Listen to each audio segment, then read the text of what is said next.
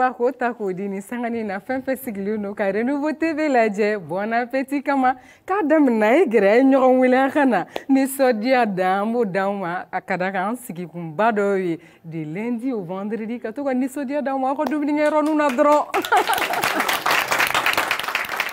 o la maa caman de bɛ yen minnu fana bɛ yen ni midi 30 sera dɔrɔn u bɛ n'u sigi ko bon appétit ka heure sera ni ne ko ko ni sangani nana sera heure sera an b'a fɔ cogo di bon appétit voilà aw bɛ bon appétit fɛn fɛn ta mɔna minnu ta ma mɔ a y'a bɔ ka na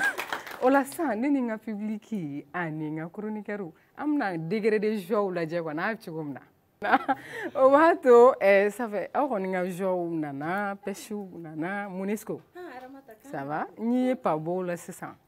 koni iba ronga pa ou sara non c'est bon et puis fene odona oyo uniforme ke butelisi enta dia ka merci bita ateke ba se ka nabe de se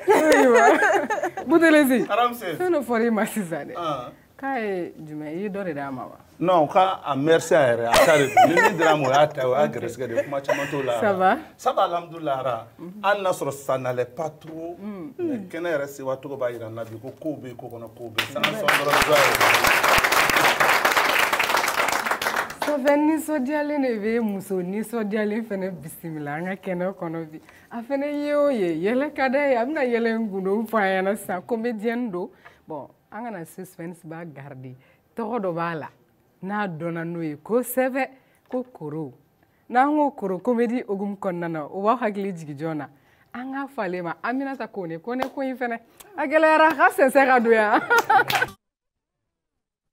weni yarani nare ça fait anga fo koro anga fo ube Aminata mi bebe na ya ujaba fa ko koro na ya ujaba fa ko Aminata na ya ujaba fa ko Bakaja na ya ujaba fa ko Minkone ayo be salama mais tengo inkumati fore akun farane yana ko ikun tulu ere mun ko ma ngu famana amanye no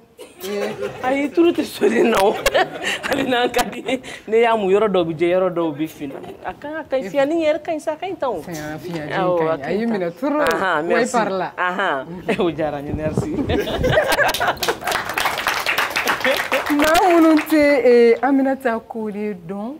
kadaka ikera chugu ita soro ma do bi no utika fembe don donc anye video kungurundo ke ireka amo jawla jagala aywa ça va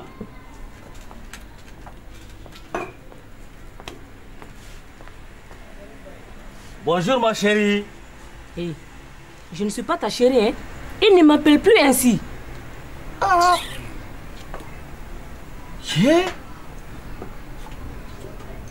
Ablo, j'attends Ladji et je ne veux pas qu'ils nous voient ensemble. Gros. Ton Ladji n'est ni plus jeune, ni plus beau que moi. Mais qu'est-ce qui te fait courir après lui? La réponse est très simple. Il ne me bat pas, il n'insulte pas mes parents. Bref, il n'est pas alcoolique et je l'aime. Ma chérie, si c'est à cause de son argent que tu m'abandonnes, je suis prêt à te mettre dans les conditions sous peu. Tu veux que je te dise? Ne me crée vraiment pas de problème pour faire capoter mon mariage, ok? Ma chérie, je vais à l'étranger. Beta Warini. Je te paye une voiture. Je te construis une villa. Je t'amène à Dubaï. Tu vas faire le commerce entre Dubaï et Bamako. Non. Embrasse-moi pour une dernière fois. Ça va pas chez toi? Je me marie bientôt. Et dans l'attente de mon fiancé, tu me demandes de t'embrasser. Décidément, tu as pété les plombs, quoi. Effectivement, je suis fou de jalousie, quoi. Laisse-moi, ne me touche plus. Ah bon? Ne fais pas voir aussi beau, quoi. Baron, ne doit ni mouni. Yala, bar firi. Wane bi dese fem bela diena fo dlo firi. Ayi, ne bon fo mo wore de ke. No te baron kwani te. Jani ne kan ala la bar soro. Ne tumbe glo firi kabini ala de sogoma. Fo su. fo o dugusɛjɛ sɔgɔmada n bɛ comptoir kɔfɛ n ko ne kun bɛ su kɛ n sen ka servili la n bɛ sunɔgɔ k'an to client servili la ɲɛ bɛ tila ka jɔ piya.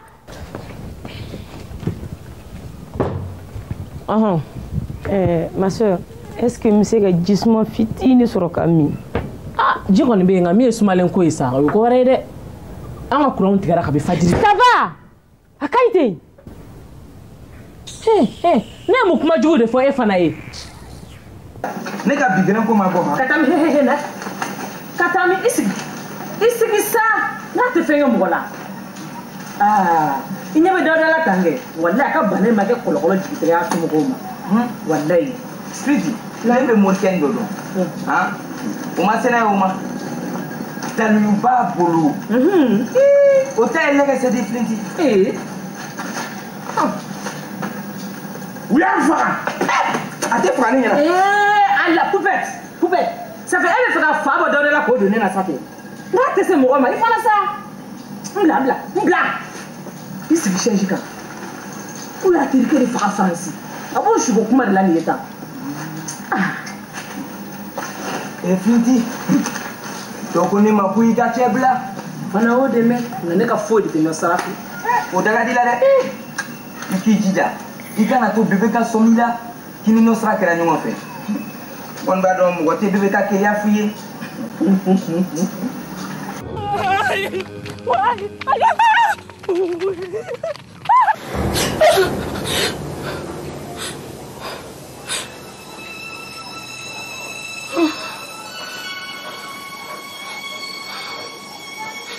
I b'i si la nin kaso la fo ka t'i sa i ti bɔ nin kelen na.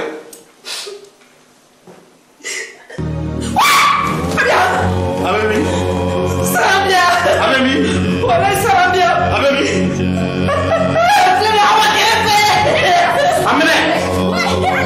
Fonce! Fonce et va à la recherche du coupable.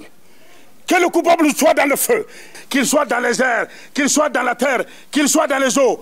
Découvre-le, retrouve-le et expose-le au grand public. Moi, Soma Djeki, je veux savoir la vérité, toute la vérité, rien que la vérité.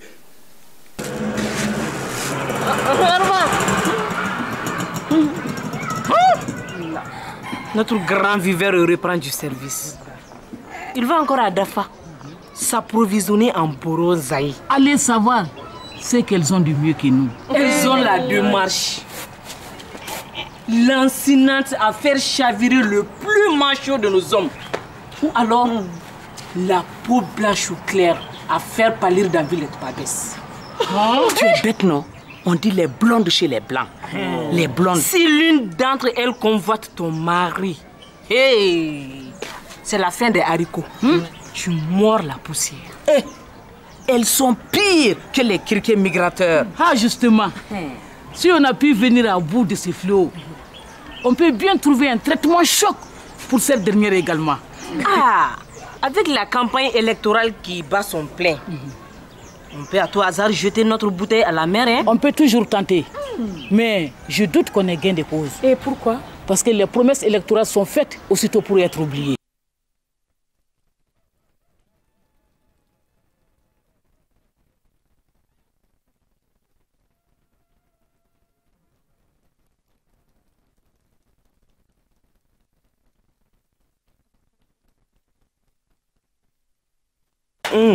Film caman jouera. O kɛra. Hali bi Ala ka caman lase. Amin. Mais mun ye min yɛrɛ poussé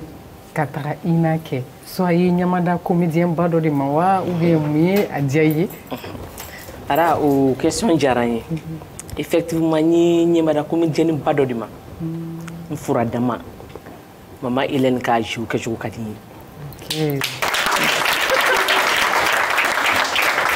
Donc ale kun ka di n ye kojugu halisa o kelen don. Donc n ye défaut sɔrɔ dɔrɔn n yɛrɛ y'a laɲini ka taga INA la. An ye concours kɛ ka taga INA la n passera.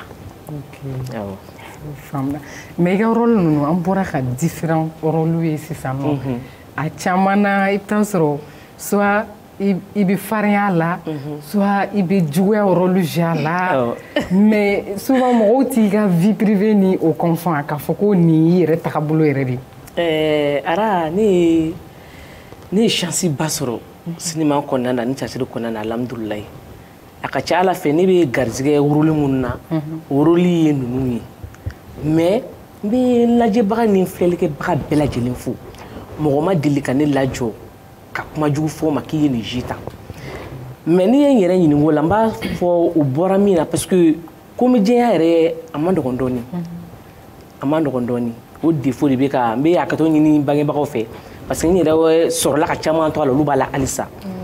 ni rôle diri i ma e ye min bɛ ka jouer e b'i jija e ni rôle kana kɛ mɔgɔ sugu kelen i n'a fɔ je prends un exemple ne ye min ye Aminata Kone golo de bɛ ne na o Boutelezi y'a ka film sɛbɛn a ye film tɔgɔ kɛ ko Ara a ko film in na muso dɔ b'a la ko Ara muso in ka jugu a bɛ sɔn nin ma a tɛ sɔn nin ma ne dun ne min ne bɛ sɔn nin ma ne tɛ sɔn nin ma mais n'a nana ka Ara di ne ma ko ne k'o jouer sisan ne bɛ n ka Aminata Kone golo de bɔ k'o da ka Ara golo bɔ k'o don na k'a ka jouer kɛ ni n tilala ka jouer la n b'a ka Ara bɔ k'a d'a ma ka n ka Aminata Kone ta k'o don ne bolo déjà ne yɛrɛ tɛ ka ni rôle ɲagami donc mɔgɔ minnu bɛ ne lajɛ olu fana ma sɔn ka ne ni rôle ɲagami parce que ne ni rôle tɛ mɔgɔ sugu kelen ye. Mais o mɔgɔ sugu fɛn de nature alhamdulilah de nature ne tɛ mɔgɔ ɲɛngɛ ɲɛmaba ye de nature ne tɛ kɛlɛ kɛ i bɛ se ka ɲɛ u bɛ n bila kɛlɛkɛfɛnw ni fɛnw na an bɛ girin mais ne yɛrɛ Ara ne tɛ kɛlɛ kɛ. Ne tɛ kɛlɛ kɛ n bɛ yɛrɛ ɲini n bɛ se ka kɛlɛ yɛrɛ ɲɛ. Ayiwa Boutelezi i ka maa dɔnnen b'an bolo. An ka maa dɔnnen b'an bolo. Nka e bɛ. Minnu ninnu tɛ sɔrɔ kuma bɛɛ n'an sɔrɔ don min na an kɔnɔlankolon kɔni tɛ bɔ a ko la. Min bɛ bisimila Bon Appétit plateau bi fana ye donba dɔ ye parce que maa caman bɛ min ye télé de la donc bi fana ye occasion ye k'i ye télé la mais ka dɔɔni fɔ i yɛrɛ kan o occasion dɔ fana ye nin ye. Mimi Mali cinéma ko a kumaw cayalen don kumaw cayalen don fo ka taa ka sigi donc Mimi yɛrɛ hakilina ye mun ye Mali cinéma ko vision na bi. Mali cinéma ko vision n'i y'a ne ɲininka o la Boutelezi ne b'a fɔ baarakɛlaw bɛ Mali la i bɛ taa sɔrɔ réalisateur baw bɛ Mali la idée baw b'o la mais an ka kuma tiɲɛ fɔ ɲɔgɔn ye financement tɛ sɔrɔ financement sɔrɔ man di. A yɛrɛ ka jateminɛ Mali bɛ se ka san joli ni san joli da ɲɔgɔn kan pour que an bɛ se ka cinéma ɲɛnama dɔ bɔ alors que réalisateurs b'an bolo hakilinaw bɛ yen hakilina ɲumanw bɛ yen mais réalisation ka gɛlɛn parce que a sɔrɔ ka gɛlɛn cinéma tɛ taa wari kɔ cinéma tɛ taa musaka kɔ hali n'a ka di e k'a kɛ ni musaka t'i bolo k'a kɛ hali n'i taara i bɛ dan sira la ne bolo de kɛlen don ka Mali cinéma ko nɔgɔya dɔɔni. mais musaka ko hukumu na dɔ ko ne ma ko Mimi ka ko man gɛlɛn k'ali ni wari t'i bolo n'i y'a wele i ka film na k'a bɛna i ka film jouer o kuma ni ne tiɲɛ ko de y'a to i bɛ ye Mali film dilan bɛɛ la. Bon o kuma ye tiɲɛ nka mɔgɔw fana k'a dɔn nga b'a la nga b'a la mɔgɔw fana k'a dɔn k'a fɔ an fana balo de bɛ nin na ko daminɛ na an bɛ se k'a fɔ a tiɲɛ na nin tigi b'a daminɛ na cinéma ka d'a ye mais fɛn t'a kun o la n'i sera an ma n yɛrɛ b'a dɔn tiɲɛ na a ka di e ye o mais fɛn de t'i kun k'a kɛ ne se ye min ye k'o lase i ma i ka cinéma na ne b'o lase mais ne se kɛra min ye ne b'a dɔn a t'i bolo don i tɛ ka ne birilen tan o.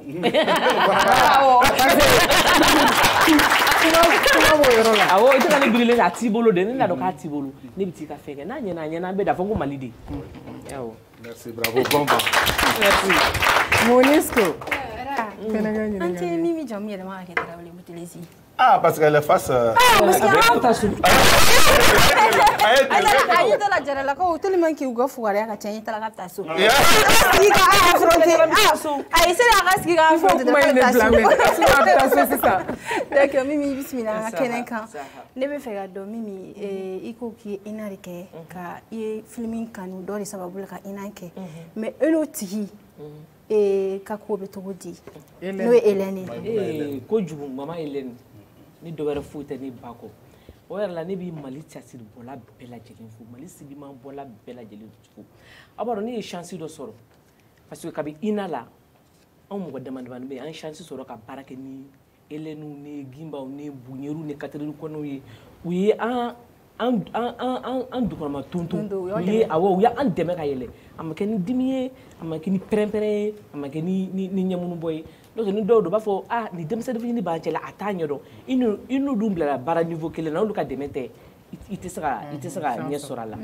ni nin bɛɛ ka di parce que u bɛɛ ye ne dɛmɛ ni fitinin de tun b'u sen kɔrɔ anw tilala INA la ani ɲinan cɛ 2002 a bɛ san 20 bɔ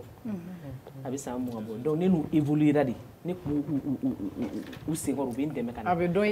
i kɛ walew la. voilà o ye n ka formation tɔ yɛrɛ de réussi n ye INA formation kɛ mais olu ka formation de ye n dɛmɛ kosɛbɛ kosɛbɛ kosɛbɛ kosɛbɛ o la Mali caciri bɔlaw n b'aw bɛɛ lajɛlen fo aw bɛɛ ni ce. baasi t'i n'u si cɛ. baasi foyi foyi. minnu tulo b'a n'o ɲɛ b'a la. u tulo b'a la ni baw ni faw dɔrɔn de don. an bɛna don an bɛna ta ka album photo kɔnɔ photo minnu n'u bɛna yira i b'u ta yɔrɔw fɔ an ɲɛna ka histoire fitininw fɔ an ɲɛna a kan a ka photo fɔlɔ-fɔlɔ o jateminɛ. ici c'est proche. ni ye photo fɔlɔ ye ni min ye. awɔ nin ye ne yɛrɛ ye ara nin ye ne yɛrɛ nin kɛra n ka anniversaire la nin kɛra a ma mɛn kosɛbɛ awɔ occasion jumɛn ko anniversaire. awɔ n yɛrɛ ka anniversaire n ye n yɛrɛ janin don n yɛrɛ la dɔɔni ka bazɛni dɔ singa ko o don ka maquillage ni kɛ ka sigi ka photo ta. ayiwa awɔ nin kɛra o la. an ka taa photo filanan nɔfɛ nin ye selfie ye dɛ. nin ye selfie ye nin kɛra a mɛnna dɔɔni nin kɛra fɛn fɛn ye san 5 ye nin kɛra o bɔ. donc i yɛrɛ ɲuman na i diyara i yɛrɛ ye dɔrɔn i ye selfie nin kɛ. awɔ yɔrɔ maa cɛjugu ni i y'a dɔn k'i ka ɲi waatinin min na i bɛ se ka futini dɔw ta awɔ ninnu y'o dɔ ye.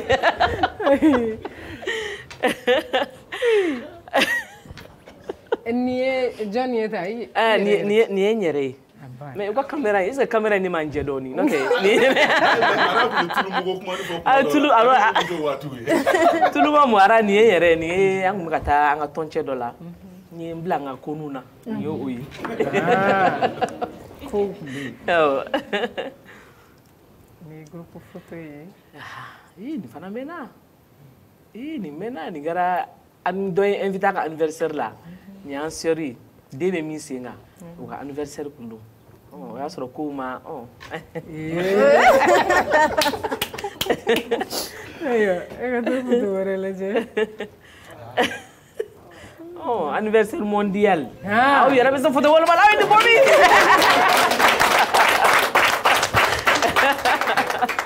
min. nin fana y'o ye nin y'o ye. ayiwa photo banna an bɛ bɔ album photo kɔnɔ. d'accord. i ka film caman bɔra k'u ye sisan nɔ du la famille le grain fantafanga Bajɛnɛ mais Bajɛnɛ tournage la i ko k'i ma fɛn sɔrɔ o yɔrɔ la parce que aw tun bɛ bari kɔnɔnaw la i kunkolo siri ka kɛ voilà o Bajɛnɛ kɔfɛ i ma gɛlɛya dɔw sɔrɔ. alhamdulilayi n b'o de fɔ n bɛ ala fo n bɛ n filɛbagaw fo ara ne bɛ se ka fɔ ne ma gɛlɛya sɔrɔ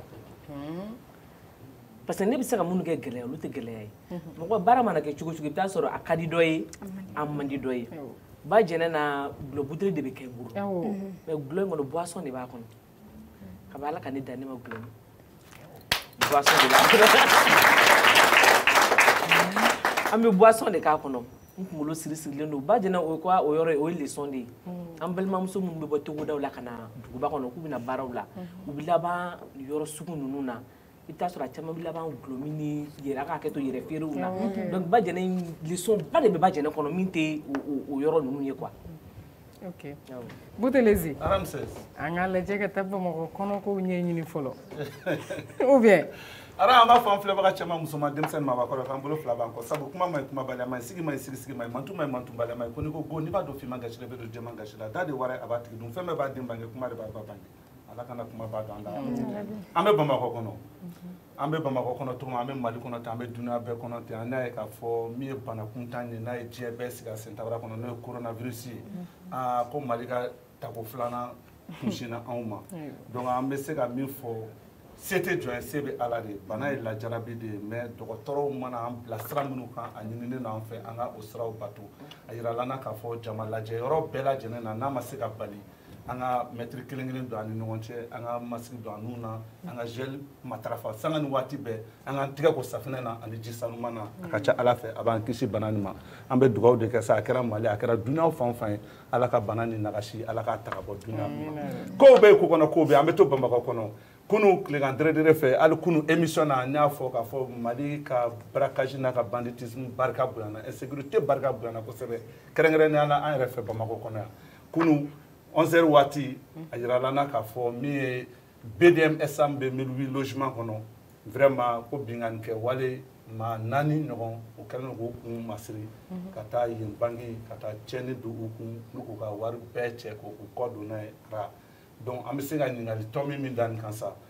depuis dommage an bɛ makasi ɲinini la vraiment ni fɛɛrɛ ma kɛ nin ko la tiɲɛ yɛrɛ la a ko bɛ ɲini ka gɛlɛya a bɔra sufɛla la a bɔra fajiri la ka na tɔ kɛ safo tilegan dere yɛrɛ fɛ marifa bɛ ci mɔgɔ la ou bien bagabaga bɛ kɛ ni marifa ye kɛ bolofɛn dirangila ka kɔ don vraiment ala k'an kisi ala k'an don jugu ninnu dibi la faamaw ka sécurité renforcer hali bi pour que citoyenw hakilina bɛ se ka tigɛ cogo min na ni ne bamakɔ kɔnɔko ye n'ala ma basi kan na sini an bɛ ɲɔgɔn sɔrɔ inchallah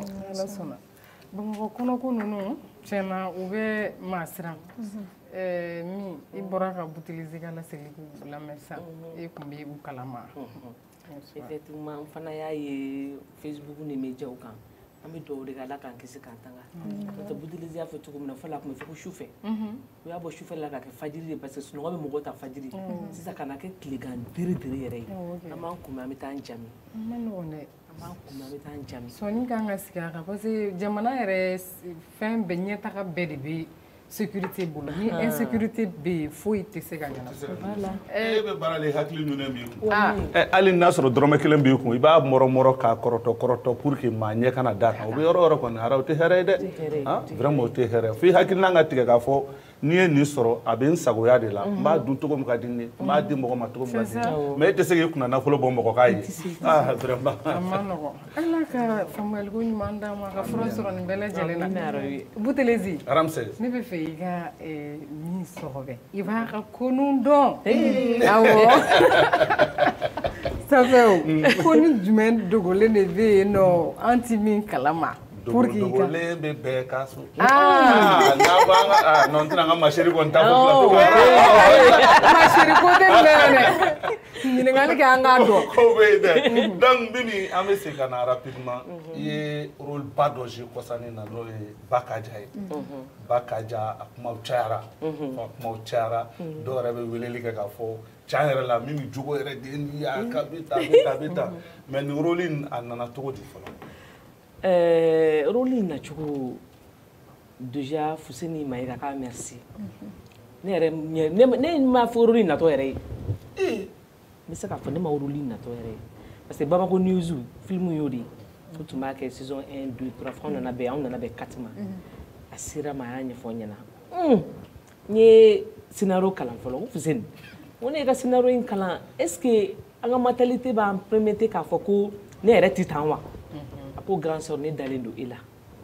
ne dalen don la i bɛ nin rôle in jouer wa a bɛ ɲɛ i la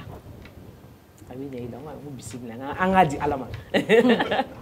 ala y'a kɛ rôle film in jouera a diyara mɔgɔw ye parce que Bakaja ɲɔgɔnna baden de bɛ yen Boutelezi an ka Mali film n'i y'a sigi k'a lajɛ i bɛ taa sɔrɔ an ka société reflet de don fɛn fɛn b'an ka société kɔnɔ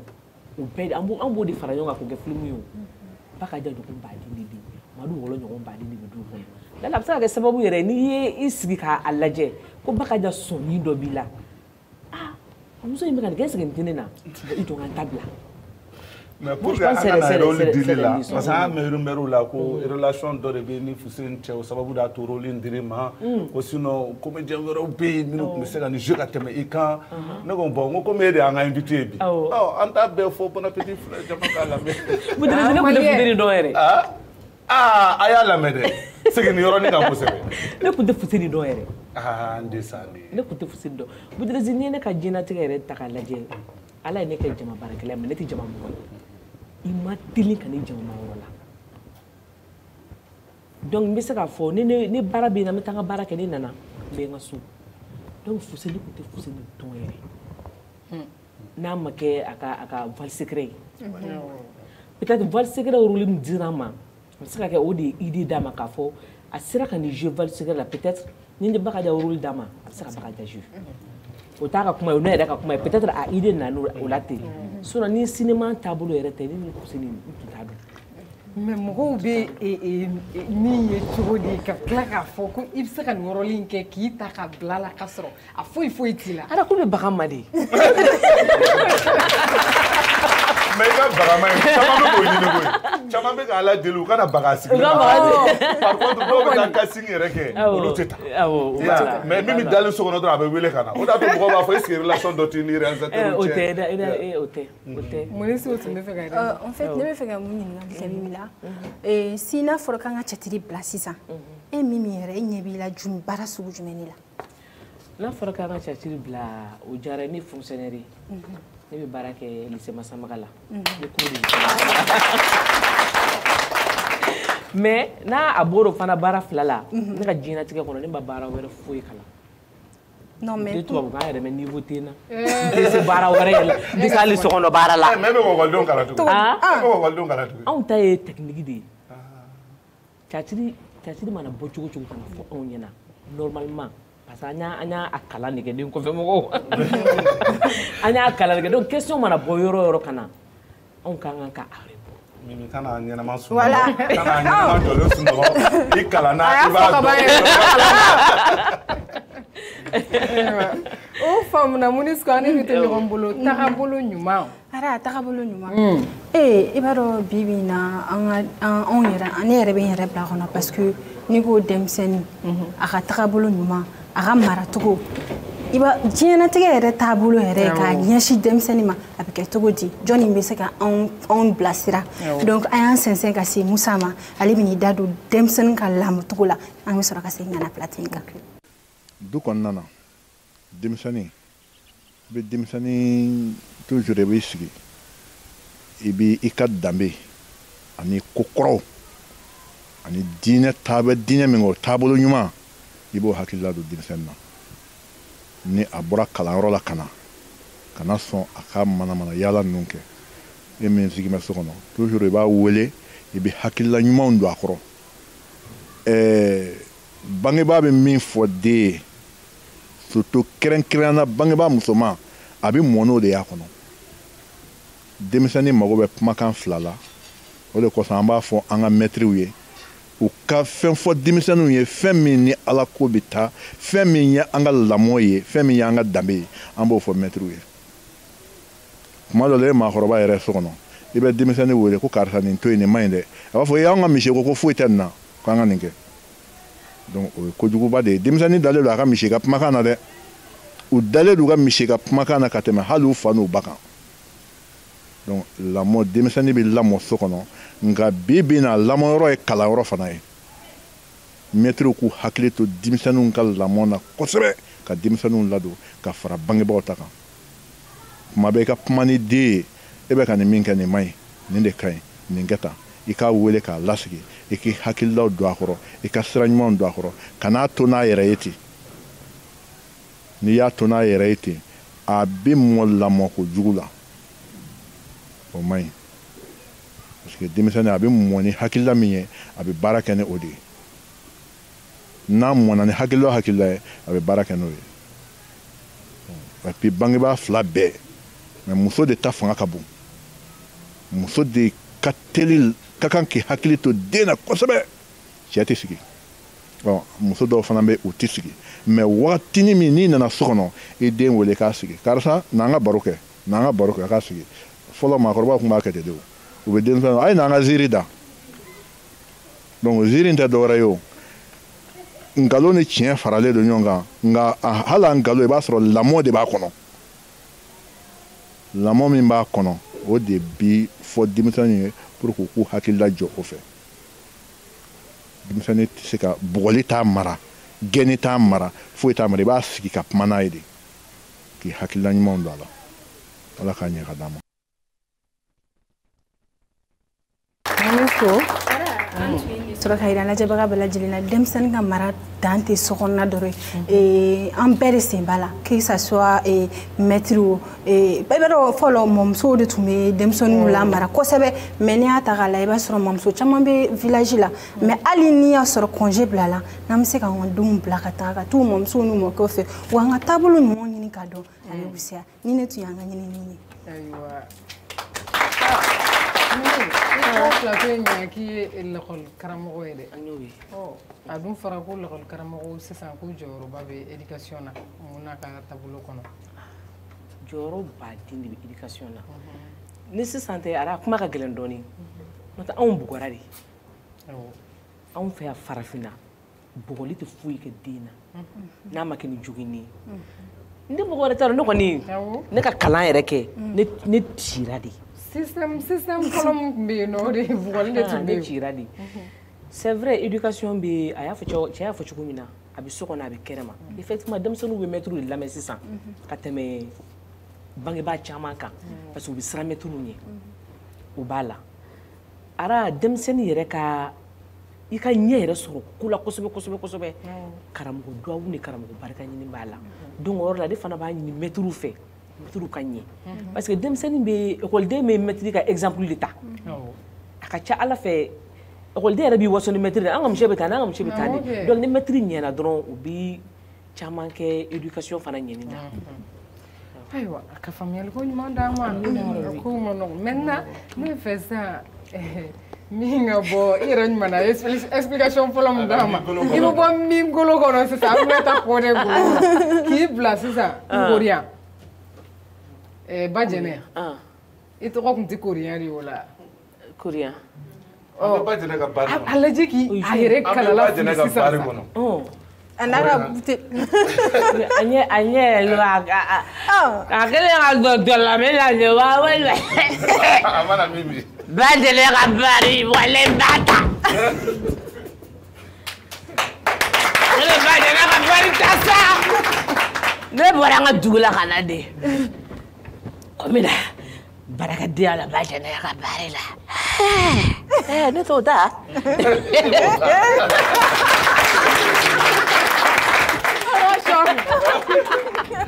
ala sabali ne ka koriya ye fɛn dɔrɔn de tun bɛ jɛ sisan fɛn dɔrɔn de tun bɛ jɛ sisan les graines an ka taa yɔrɔ jumɛn la les graines to yen ara ba ka ja bɛ min ba ka ja ba ka ja bɛ min ba ko b'o de la ne kɛ fɛn ye sisan muso fɔlɔ in tɔgɔ mariam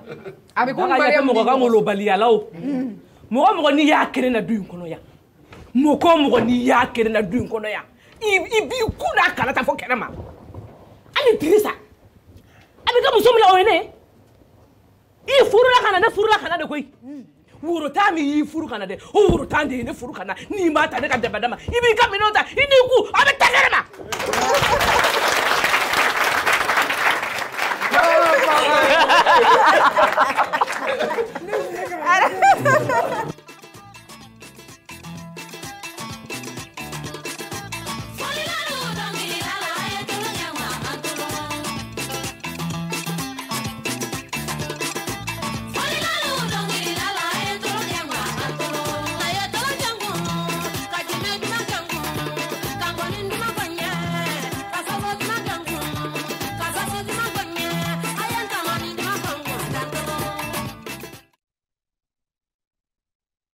Akai, an ka hinɛ la ten o bɛ dɔ hinɛ wa? Ayi hinɛ la ten. A ka ɲi sa. O diyara ye. K'a fɔ ba jɛnɛ Asafurula ye ba Kaja n'Ala ma basi kan na bɔli daminɛna Renouveau Télé yɛrɛ la maa minnu mako bɛ a film na u bɛ se ka u sagolen to Renouveau Télé la Inchallah u bɛ ba Kaja ka film na. Projet a ka di ne fɛ an ka don i yɛrɛ ka projet kɔnɔ don n'a nataw la projet jumɛn de bɛ an yɛrɛ bolo ka kɛ comédie kɔnɔ? Comédie kɔnɔ don n'a nataw la projet min ka di ne yɛrɛ ka théâtre don ba la. Théâtre ni cinéma a ka faamuya parce que yara caman théâtre bɔla cayara alhamdulillah n'an cayara o ka d'an ye o mais caman b'a la o tɛ k'a faamu donc ni formation bɛ se ka kɛ mɔgɔw kunna n'a ma ɲɛ i dɔnna k'i bɛ théâtre de kɛ i k'a faamu fɔlɔ i bɛ ka min kɛ ka taa kɛ manamanakan fɔ n'i y'a kunbara e caciribola n'i mɛn n'ale koyi e na caciri ni mɔn ye souvent a bɛ ne tɔɔrɔ caciri tɛ nin ye Boutelezi ara mɔgɔ lankolon tɛ se ka kɛ caciribola ye n'i t'i yɛrɛ bonya i tɛ se ka kɛ caciribola ye n'i t'i maloya i tɛ se ka kɛ caciribola ye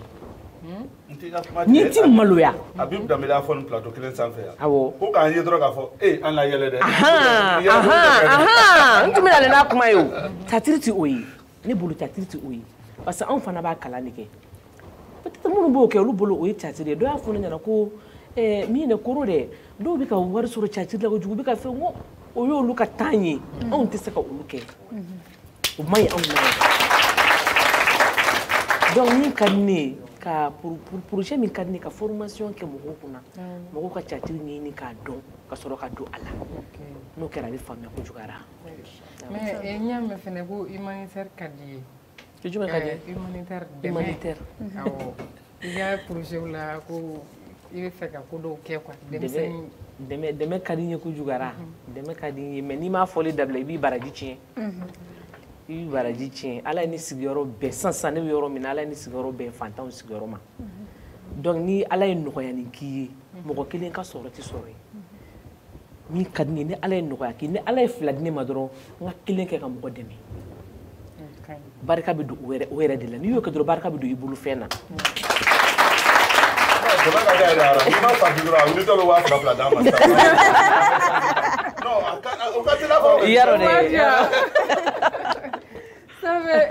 vidéo surprise dɔ bɛ an bolo yan nɔ ka gosi e yɛrɛ ma plateau in kan yan o sugu ninnu bɛ kɛ bon i taga sɔrɔ i ye dɛmɛ don dɔ ma ka tɛmɛ a tora kɔnɔ i n'a fɔ a bɛ se ka kɛ mɔgɔ ye i yɛrɛ dɔnbagaba dɔ min b'i dɔn quoi a ka dɔɔnin fɔ an ɲɛna i kan an k'o lajɛ fɔlɔ. Oui, Aminata Kone, ko bɛ cogo di min funɛ ça va cakɛra fama yɛrɛ donc ni ko tɛ an tɛ ɲɔgɔn ye quoi d'accord sisan sigilen bɛ ɲɛ b'i la i bɛ ka bɔ Renouveau TV la émission Bon Appétit wa Bon Aventure de vraiment nin diyara n ye kosɛbɛ kosɛbɛ kosɛbɛ yɛrɛ de tu mérites plus que ça parce que baara o baara n'i b'a la diɲɛ kɔnɔ n'i y'a kanu vraiment i b'i nɔ bɔ a la parce que ne yɛrɛ bɛ ɲɔgɔn dɔn nin baara in hukumu de kɔnɔ a bɛ san 20 ani damadɔ bɔ sisan depuis an ye ɲɔgɔn dɔn tiɲɛ yɛrɛ la ma tigɛ la baara ɲɔgɔnya la mɔgɔ si ma deli ka tɔgɔ jugu fɔ n ye i kan an ka baara in kɔnɔna la vraiment ni baara o baara dir'i ma i b'a minɛ ni sérieux ye i b'a kɛ ni sérieux ye o de fɛnɛ ka ɲi halisa n b'a f'i ɲɛna du courage halisa dɔ fara cɛsiri kan parce que catiribɔ ye baara min ye a ma nɔgɔn mɔgɔw b'a fɔ ko baara lankolon don baara lankolon tɛ quoi baara lankolon tɛ parce que catiribɔ n'a fɛnɛ ye mɔgɔ min ye mɔgɔ ɲɛnama don mɔgɔba don mɔgɔ lankolon tɛ se ka kɛ catiribɔla ye halisa du courage i cɛsiri i bɛ taabolo min kɛ a ka ɲi kosɛbɛ halisa ala ka i bolo mɛn a la ala k'a kɛ d'accord donc an bɛ dugawu kɛ ala ka i bolo mɛn i ka baara la ka dugu ɲɛmalo i ma ala k'an bɛɛ lajɛlen to ɲɔgɔn ye halisa ala ka garijɛgɛ ɲuman d'i ma ani garijɛgɛ sanuma ka marché caman sɔrɔ mali la faransi amérique diɲɛ fan bɛɛ ok bon vent.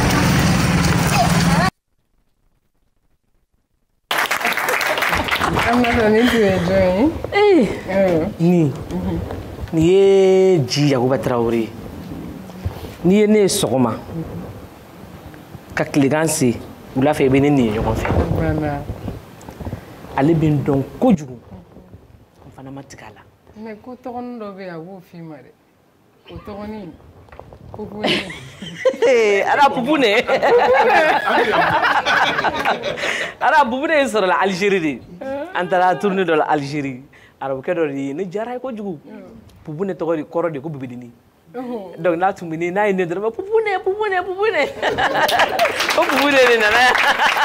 ça fait ale fana sera i wele o la ale bɛ ne wele o dɔrɔn de la n ka mɔgɔ ɲɛnama n'an kun y'o dɔn i donganw na an kun b'o fara a kan e kun ye wari sara ba ka jabe Pupune ça fait baara ɲɔgɔn caman de fana nana bi minnu nana i accompagner a ka d'an ye sisan u ka wuli ka na fara i kan an ka cogoya dɔw jateminɛ o bɛ diya n ye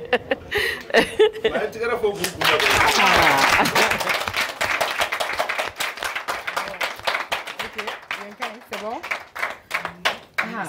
Et c'est ça. Pour que radon juste, il va dire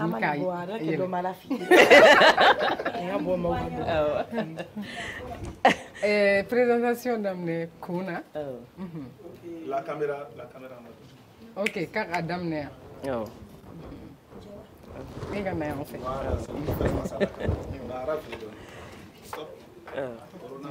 Voilà. Ne Hawa Jalloy ne an bɛ taa ko ne baarakɛɲɔgɔn don a teri don a badenmuso ye n ye sira caman fana bɛ yen nɔ min t'o si fana ye. Mais e dɔnnen ninnu jumɛn ye ta e ɲɛda in kɔni o ye ko dɔ yira. Sanujɛ ale ye sanujɛ ye. Sanujɛ. Ne dɔnnen don ni sanujɛ ye an bɛɛ ye ɲɔgɔnlɔn kalan kɛ ɲɔgɔn fɛ ekɔliso kelen na tila ɲɔgɔn fɛ ka ko caman kɛ ɲɔgɔn fɛ fɛnɛ awɔ hali sini an b'o minɛn kelen kɔnɔ la o tuma n'anw badenmuso welela kɛnɛ min kan anw fana welela o kɛnɛ kelen kan an ka bɔ an ka na an badenmuso dɛmɛ ni nisɔndiya ni kumakan duman ye Asa Marigo bɛ yan kuma ma ɲi da kelen na. Ok ne bɛ bɛɛ fo ne ye Asa Marigo ye n bɛ se k'a fɔ n tɛ Aminata Koneke ko n baarakɛɲɔgɔn ne dɔgɔnin de don ale ye musomanden ne ye cɛmanden bon a welela yan nɔ a diyara n ye n baarakɛɲɔgɔn don n balima don n sinji don an ye Ina daminɛ ɲɔgɔn fɛ ka tila ɲɔgɔn fɛ Ala ni ale bɛnkɛ sababu ne fa sababu an taara Ina la Ina kanu kosɛbɛ wo an b'o ko de kɔnɔ ni min sira nin kɔnɔ a bɛ tile ne kɔnɔ ni min tilenna ne kɔnɔ a bɛ sa donc n dɔgɔnin de don quoi n dɔgɔnin min don je suis très très fier d'elle wallahi n bɛ dugawu de kɛ a welela nin kɛnɛ min kan a kɛra ne bolo honneur de ye a kɛra n ka fierté de ye nin ye quoi je suis comédienne mais je suis très très fier d'elle Ala k'a sago k'a ye. E fana dɔnnen don ni jumɛn ye ta. Voilà, bon, an ye fɛn kelen kɛ ɲɔgɔn fɛ par exemple ça le grain ne y'ale copain ye quoi. Voilà an bɛ dɔn yɔrɔ la. Bamako Nusila ye jumɛn ye? Je suis l'inspectrice. Voilà. Voilà po. Jamaw ni cɛ fɔlɔ minnu nana lajɛ an bɛ barika da olu de ye n'i ye ko di jeli ma ka ban i tilala o ni hɔrɔn dar'i yɛrɛ la cogo cogo ni ɲamakala t'i kɔ i ka hɔrɔnya ma dafa ne bɛ nin kɛnɛ in kan ne wasalen de don jama ɲɛ bɛ ko la bɛɛ ɲɛ bɛ ne tɛ na bɛɛ ɲɛ bɛ n kɛcogo la bɛɛ ɲɛ bɛ n paricogo la n bɛ se ka verre bɔ ɲɛ na je suis très belle sani kuma k'an sɔrɔ yen ninnu ye anw kɔrɔw de ye Ina la mais mɔgɔ si tun t'a dɔn ko ne dalen don ninnu kan j'ai joué avec eux mais bɛɛ n'i dakan de don Ala ni tiɲɛ na théâtre bolo kan ne ma se ka avancer a la dɔɔni mais jusqu'à présent je sais jouer parce que n yɛrɛ bɔra école dɔ la sisan nɔ pour avoir licence je faisais la mise en scène ka n balimaw dɛmɛ kuma tɛ yen pour l'exemple de Lina même u ye exemple ta ninnu de kan mɔgɔkɔrɔbaw bɔlen kɔ a la exemple bɛ ta ninnu de kan ils sont tous fonctionnaires hein.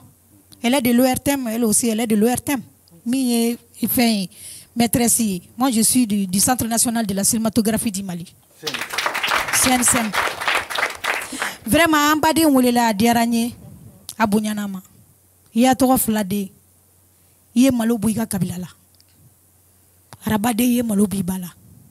mamun de i ye malo b'i ba la ya de i ye malo b'i ba la nakiya de i ye malo b'i ba la worokiya jalo de i ye malo b'i ba la ni bamanan sɔnna yɛrɛwoloya ma ne bɛ k'i ka jeli ye fo k'an sa ne y'a fɔ Bamakɔ yan minnu ye fɛnw kasetu bɔ u ka yafa n ma lagosi tɛ jeliya fɛnɛ ye fɛn dɔ de ye ka fɛn dɔ kɛ i ka se ka fɛn dɔ sɔrɔ ne ye ɲamakala ye n bɛ ka fɛn sɔrɔ a la parce que ninnu bi baara min kɛ ne b'a tɔnɔ de dun o ye jeliya yɛrɛ nafa ye mais n'i ye dɔ kɛ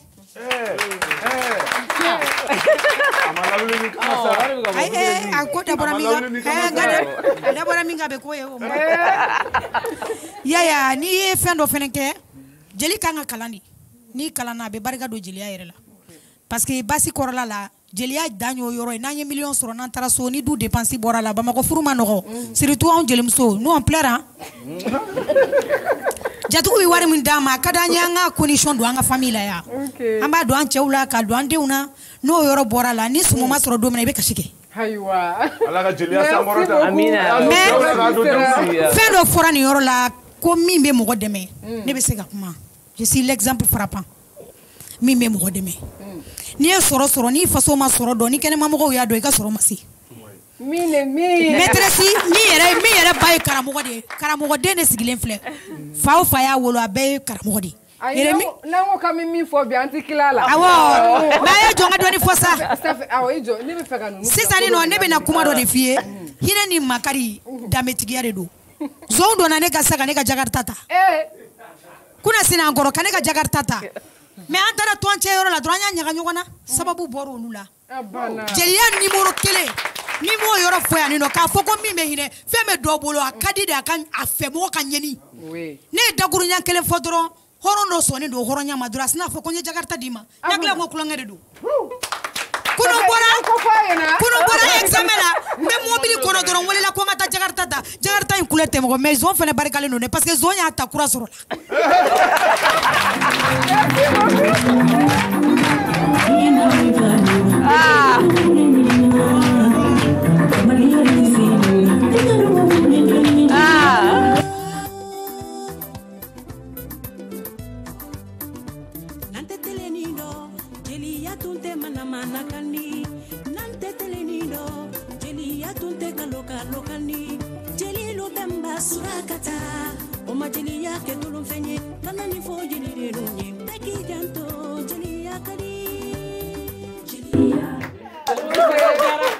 Pama.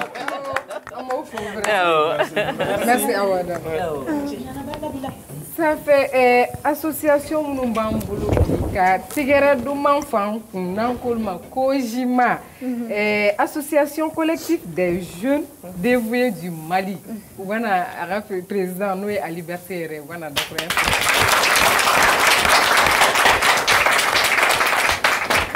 Ali Berté masque ma don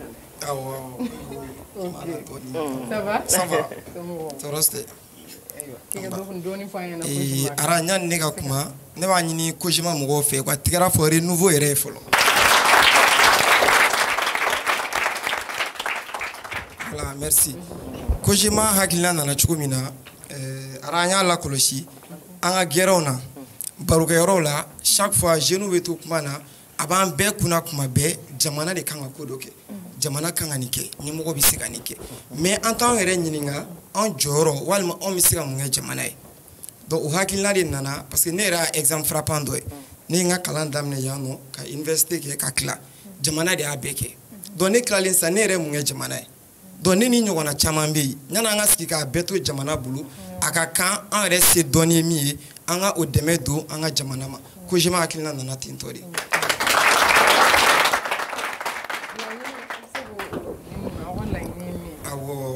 An ka laɲini dɔ la Dieu merci an ye récépissé sɔrɔ o kɛra janvier 2020 yɛrɛ kɔnɔ an b'a ɲini fana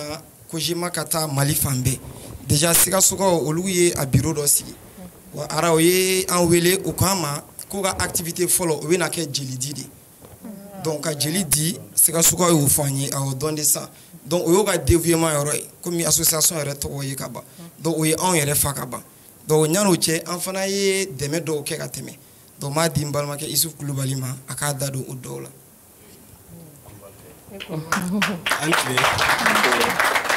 ne tɔgɔ ye Isuf Kulubali Kojima porte-parole don a bɔra k'a fɔ cogo min na Kojima ye jeune association de justement bon Kojima bɛ baara kɛ ni événement de ye événement c'est-à-dire n'a fɔ sunkalo kɔnɔnaw na an ye sutigɛw organiser misiriw la an ye sukaro san ka partager famille ni ɲɔgɔn cɛ famille minnu mago b'a la ni ko minnu mago b'a la seba tɛ minnu ye mɔgɔw man kan ani an ye don dɔ fɛnɛ kɛ réfugié minnu bɛ ɲamana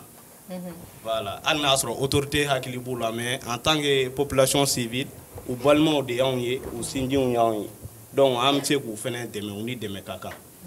welewelekan jumɛn de b'aw bolo sisan welewelekan min b'an bolo c'est très simple an b'a fɔ an ɲɔgɔnna jeunes ye minnu bɛ se ka na fara an kan u kana fara an kan an ka jɛ an ka baara kɛ yanni an k'an sigi k'a fɔ ko jamana ye mun de k'an ye an bɛɛ bɛ se k'an ka partition kɛ jamana ko in na voilà o welewelekan dan de bɛ ne ye n b'aw bɛɛ fo. Kojima.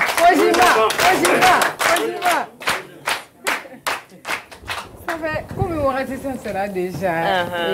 min yɛrɛ folikan jumɛn b'i bolo welewelekan surtout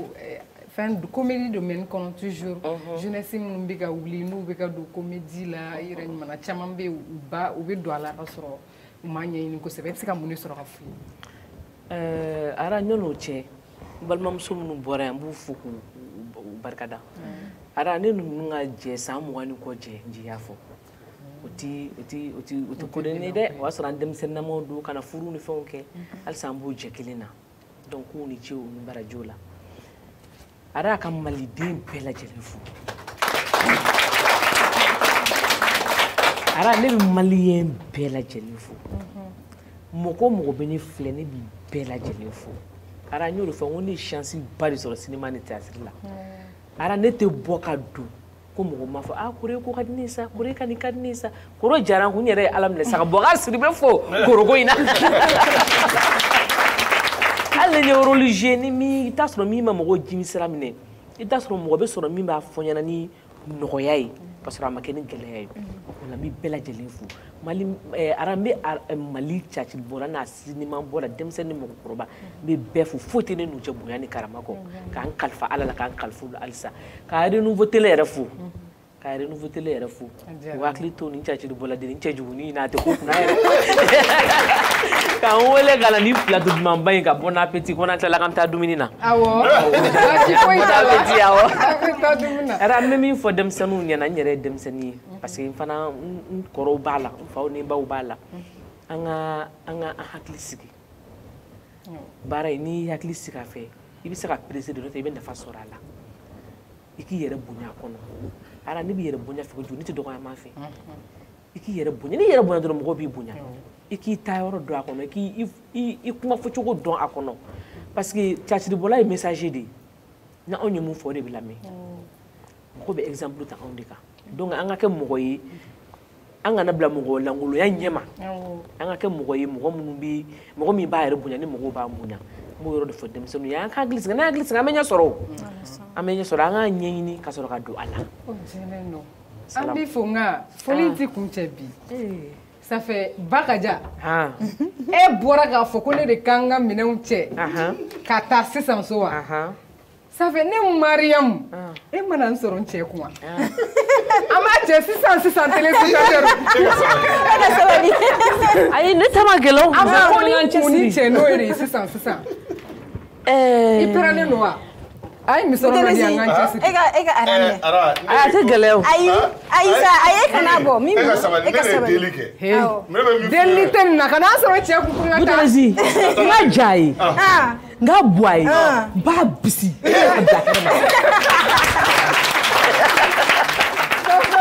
bon appétit filɛbagaw an seko kɛra ne bi nka ne ni Bakaja bɛna cɛ sisan munumunu awɔ an ka taa ara a y'a minɛ ka munumunu ka taa a man kɛnɛ n'o cɛ a ye hakɛ to renouveau a ye hakɛ to ne ma kuma dɔrɔn n bɛ kɛ fitiri wale ye golfa de ye ni bazɛn di ne ma golfa de ye ni bazɛn di ne ma Fuseni Tarawele k'a kalan Kalaban ko an lɛn dɔɔnin kɛ n'a ye ka dɔ fara saraw kan merci beaucoup an seko kɛra nin ye a' ye wuli